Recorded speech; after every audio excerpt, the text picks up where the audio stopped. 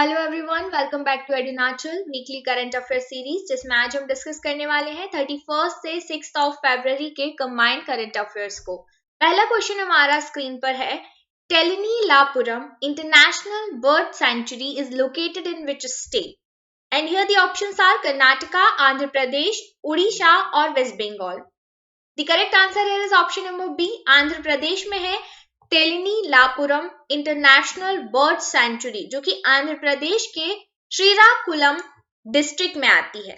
Right, तो क्यों ये चर्चा में है? Recently mass deaths of migratory spot billed pelicans happened at the bird sanctuary, यानी इस सेंचुरी में माइग्रेटरी बर्ड्स आती हैं जिनका नाम है पेलिकन्स। आपने देखा होगा पेलिकन्स लंबी चोंच वाली इस तरह की खूबसूरत बर्ड्स होती हैं, और ये Hungary, Malaysia, Russia, Singapore, Germany से यहाँ पर माइग्रेट होके आती हैं सर्दियों के समय में ब्रीडिंग के लिए, नेस्टिंग के लिए, और यहाँ पर बहुत ज्यादा अमाउंट में इनकी डेथ्स देखने को मिली है। दैट्स व्हाई ये अभी चर्चा में है। Almost 113 species of exotic birds come to these areas each year, right, क्योंकि साइबेरिया, रशिया, इन जगह पर बहुत ज्यादा सर्दी हो जाती है और ऐसे में ये विंटर सीजन में यहाँ पर माइग्रेट करके आती हैं।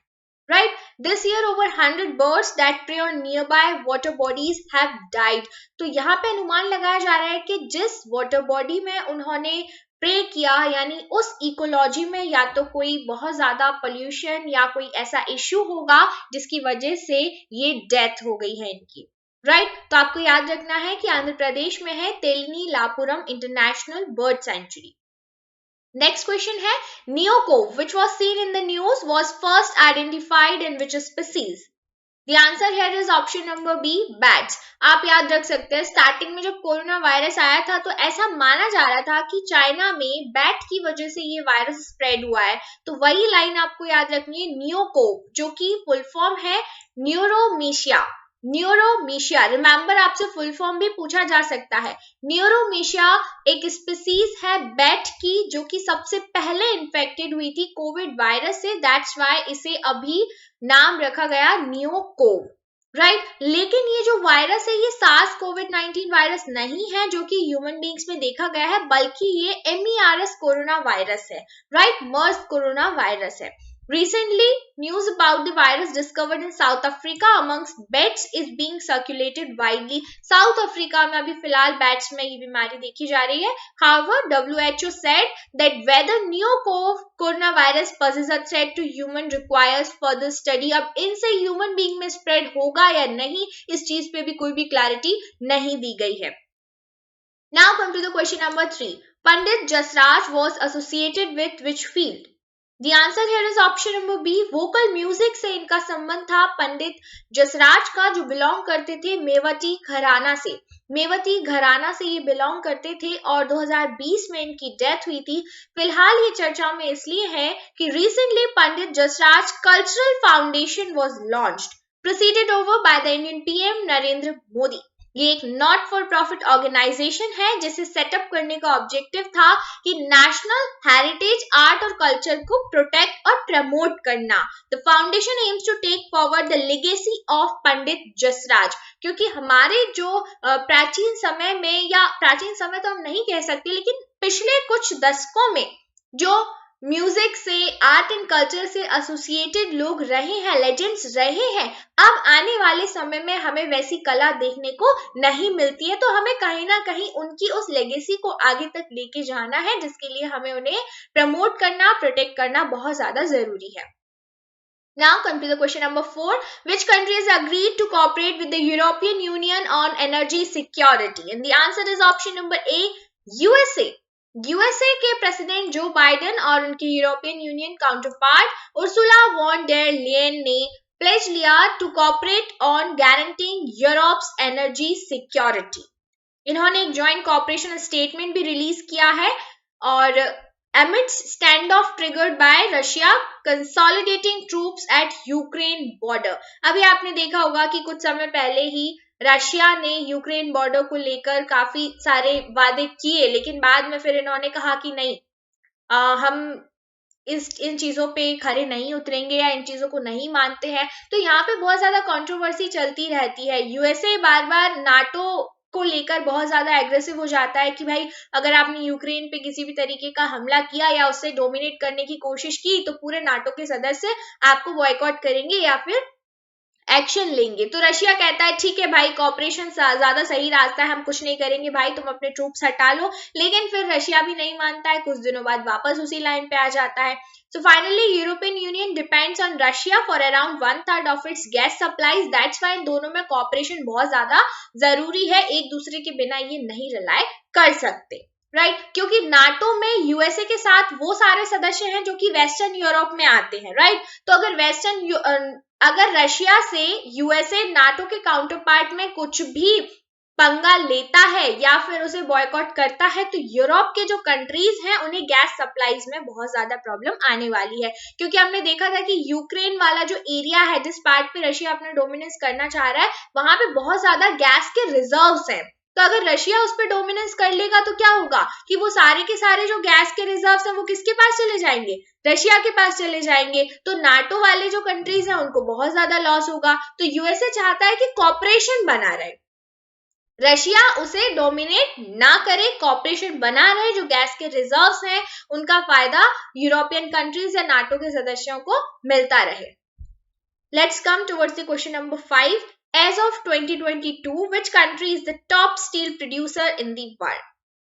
So it's none other than China. China में बहुत ज्यादा स्टील का प्रोडक्शन होता है, तो स्टील प्रोड्यूसर बहुत सालों से चाइना ही टॉप पर रहा है। According to World Steel Association, India's crude steel production rose by 18% to 118 million ton. Total अब 118 मिलियन टन प्रोडक्शन हो गया है इंडिया का 2021 में, और India second largest steel producing nation बन गया है as it manufactured 100.3 million ton steel in 2020 और चाइना ने 1064.7 मिलियन टन स्टील को प्रोड्यूस किया है इन 2020। आप कंपैरिजन करके देखिए 10 गुना ज्यादा, कहाँ 100 मिलियन टन है और कहाँ 1064 मिलियन टन है, राइट। तो चाइना बहुत बहुत ज्यादा आगे है दूसरे देशों से स्टील के प्रोडक्शन में, दूर दूर तक अभी कोई भी इसके मुकाबले में नहीं है, राइट। फिलहाल चाइना में 3% डिक्लाइन देखने को मिला है, लेकिन उसके 3% से कोई भी असर होने वाला नहीं है बिकॉज बहुत ज्यादा आगे है चाइना स्टील प्रोडक्शन में। वर्ल्ड स्टील एसोसिएशन की अगर हम बात करें तो इसे शॉर्ट में वर्ल्ड स्टील के नाम से भी जाना जाता है। ये एक इंटरनेशनल ट्रेड बॉडी है आयरन और स्टील इंडस्ट्री के लिए। हेडक्वार्टर कहाँ पे है? ब्रुसेल्स, बेल्जियम में। डोंट कंफ्यूज, आपको चाइना नहीं लगना चाहिए, इसका हेडक्वार्टर है ब्रुसेल्स, बेल्जियम में, और इसकी स्थापना की गई थी 10 जुलाई 1967 को, राइट। ये कुछ डेटा है कि टॉप पर चाइना है, देन इंडिया, देन जापान, ये टॉप 3 कंट्रीज आपको याद रखनी है। साथ में आप टॉप 4 को भी याद रख सकते हैं। यूएसए 4th नंबर पे है as of 2021 data, right. Now come to the question number 6। Indian women's hockey team won which position in Asia Cup 2022? The answer is option number C, 3rd position मिला है women hockey team को Asia cup 2022 में, और India bronze medal के साथ आया है। Bronze medal इसने जीता है चाइना को हराकर। तो आपको देखना है कि यहाँ पर throw Savita Punia led Miss to defend their Asia Cup title, they returned with bronze, right। तो सविता पुनिया इन्होंने ये इसकी इस बार लीडर थी, या हम कहें कि हाँ लीडर थी, इन्होंने लीड किया इसको। और फिर इसके बाद after defeating Malaysia by 9-0, India suffered a 0-2 defeat against Asian Games champions Japan. It thrashed Singapore 9-1 to qualify for the semi-finals and was beaten by Korea. तो सेमीफाइनल में कोरिया ने इंडिया को हरा दिया था। Japan won the Asia Cup title after defeating South Korea. तो यहाँ पर टॉप पर कौन है? जापान है, देन साउथ कोरिया है, और 3rd नंबर पे है इंडिया। और इंडिया ने किसको हराया? चाइना को। तो ये चीज आपको याद रखना है। नेक्स्ट क्वेश्चन हमारा है which country launch the Hwasong 12 mid range ballistic missile. आपसे क्वेश्चन ये भी पूछा जा सकता है कि Hwasong 12 मिड रेंज क्या है, राइट। तो ये एक बैलिस्टिक मिसाइल है।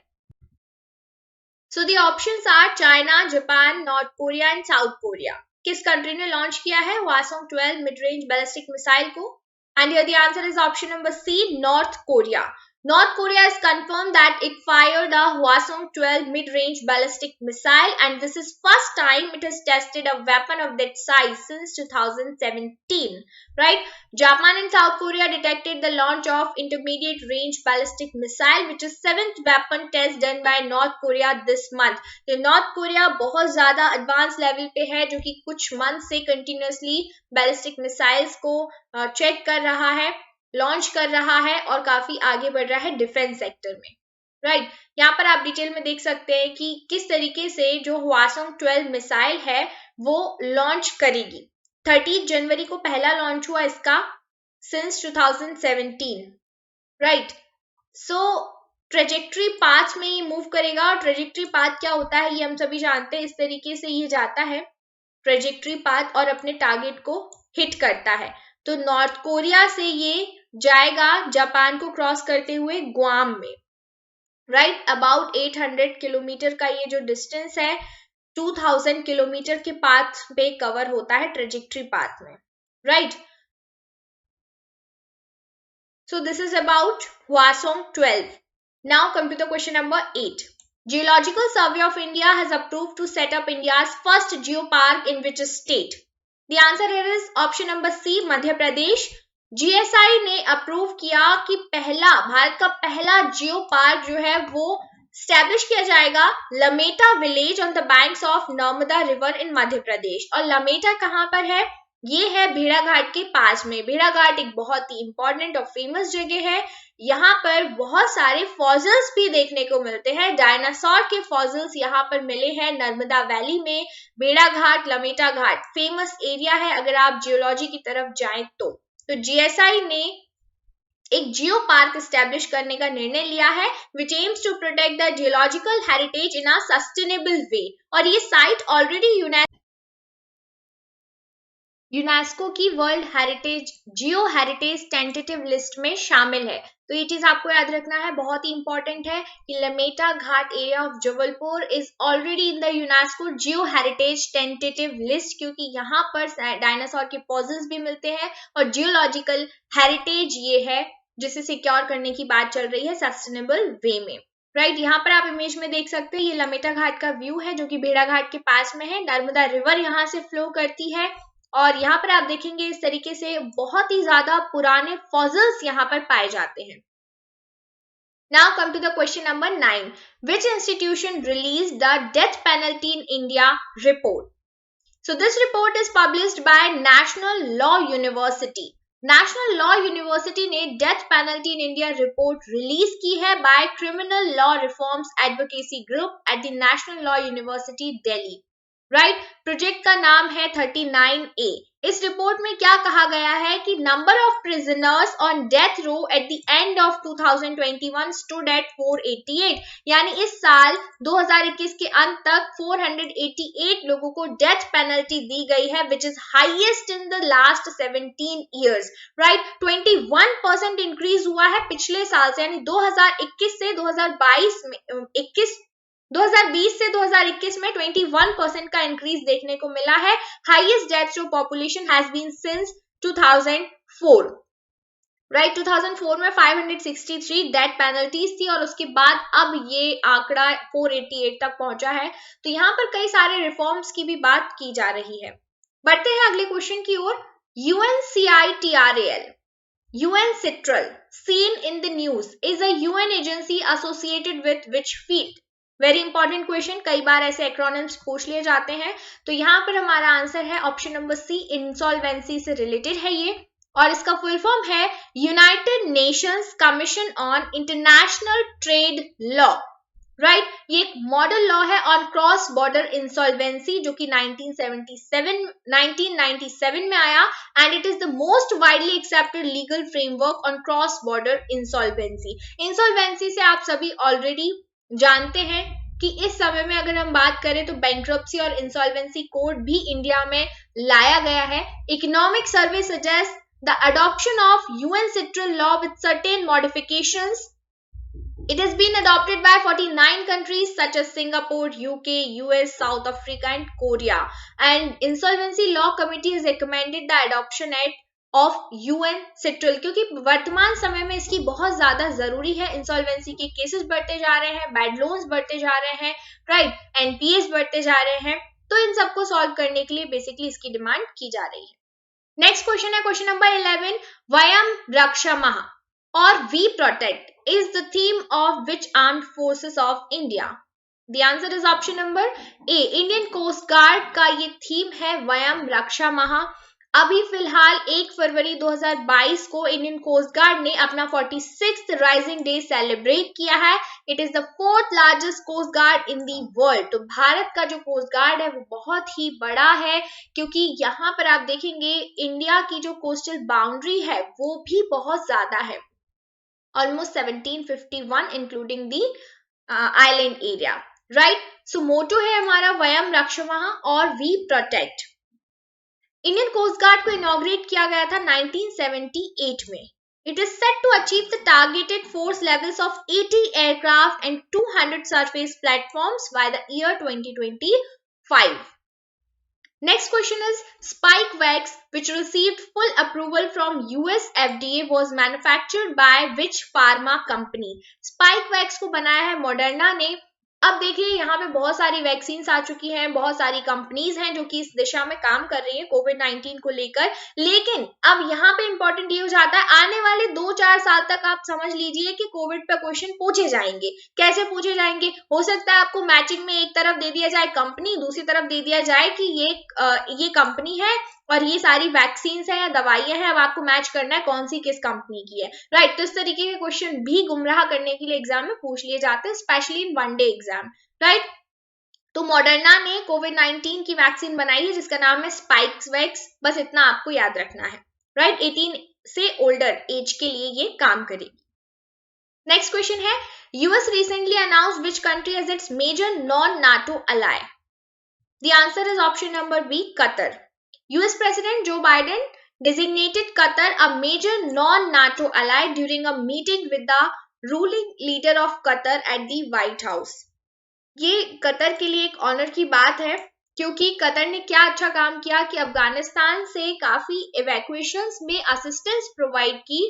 Last years Israel Hamas war in Gaza, जब गाजा में इजराइल हमास वार खत्म हुआ उस समय भी इन्होंने काफी अच्छा काम किया, राइट। और अफगानिस्तान में भी इवैक्यूएशंस में इन्होंने हेल्प की जब तालिबान ने लोगों पर बहुत ज्यादा यहाँ पर अपना हम कह सकते हैं कि उन लोगों का शोषण किया था, राइट, उन पे अत्याचार किया।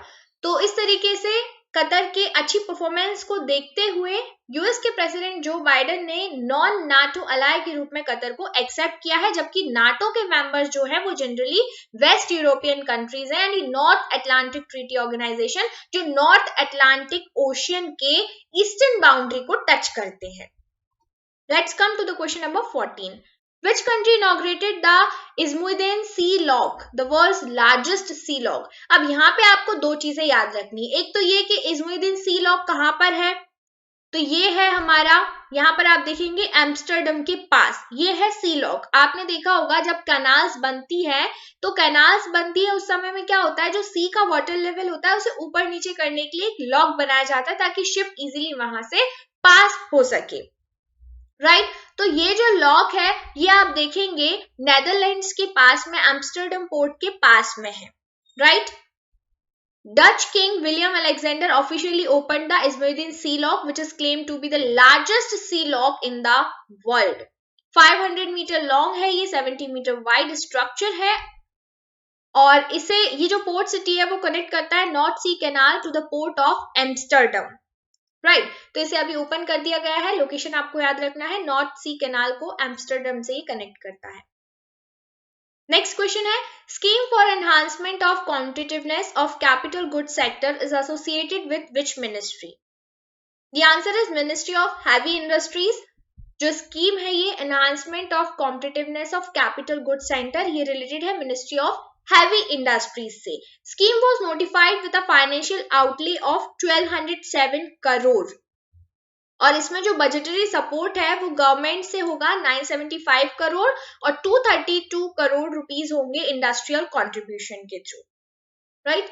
नेक्स्ट क्वेश्चन है प्रोजेक्ट सद्भावना किस स्टेट के द्वारा लॉन्च किया गया है to improve governance? The answer is option number C, Assam. Assam government ने प्रोजेक्ट सद्भावना लॉन्च किया है ताकि 4 से 5 लाख जो पेंडिंग फाइल्स है स्टेट सेक्रेटरीट में, उन्हें 1 साल के अंदर अंदर डिस्पोज करना है, खत्म करना है, उन्हें सॉल्व करना है। इसके लिए एक पोर्टल भी क्रिएट किया गया है ताकि उस पोर्टल पे पेंडिंग फाइल्स से रिलेटेड इंफॉर्मेशन प्रोवाइड की जा सके। Along with Project Sadbhavna, Swachhta Abhiyan in Janta Bhavan will also be launched to promote cleanliness in all departments of the Secretariat.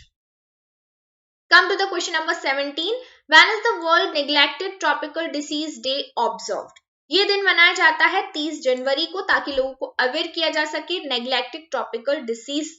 और ये डिसीज कौन सी होती है?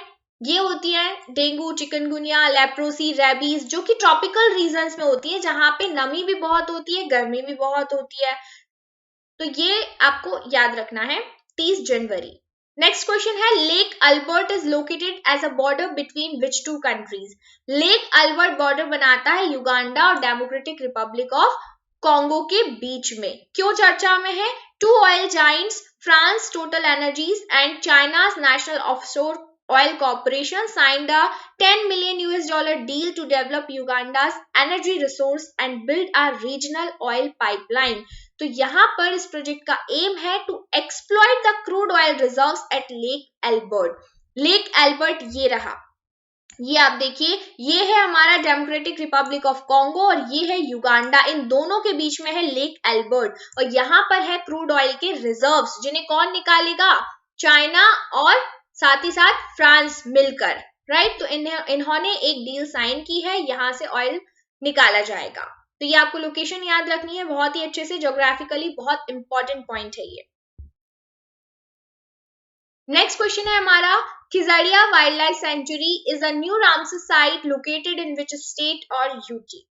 The answer is option number C, Gujarat में है खिजड़िया वाइल्ड लाइफ सेंचुरी जो कि नई रामसर साइट है। रामसर कन्वेंशन पे कई बार क्वेश्चन पूछा गया है, ऑलमोस्ट हर साल अभी फिलहाल नई नई साइट्स ऐड की जा रही हैं। तो फाइनली 2022 में अगर हम नंबर देखें तो टोटल रामसर साइट्स हमारी हो गई हैं 49, राइट।